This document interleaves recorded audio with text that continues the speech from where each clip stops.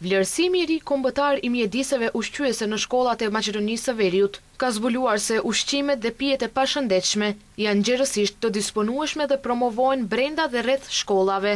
Përfaqësuesja e UNICEF-it në Maqedoninë e Veriut, Leslie Miller, ka theksuar se fëmijët rriten dhe mësojnë në mjedise ku ushqimi i pashëndetshëm është gjerësisht i disponueshëm, i dukshëm dhe se reklamohet intensivisht, ku sipas saj opsionet më të shëndetshme mbeten të kufizuara. Krijimi i mjediseve shkollore që mbështesin zgjidhjen e ushqimit të shëndetshëm është thelbësor për mbrojtjen e shëndetit të fëmijëve dhe për krahjen e zakoneve të shëndetshme gjatë gjithë jetës.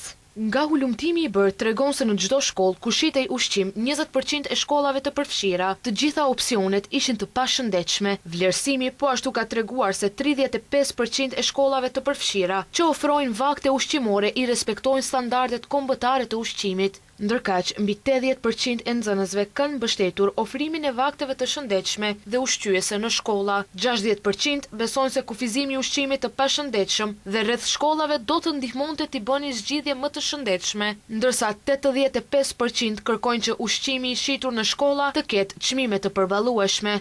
Hulumtimi u realizua nga bashkëpunimi ndërmjet Ministrisë së Arsimit dhe Shkencës, Ministrisë së Shëndetësisë dhe Institutit të Shëndetit Publik dhe me mbështetjen e UNICEF-it. Në hulumtim janë përfshirë 40 shkolla fillore dhe të mesme, ndërsa kanë marrë pjesë rreth 1700 nxënës.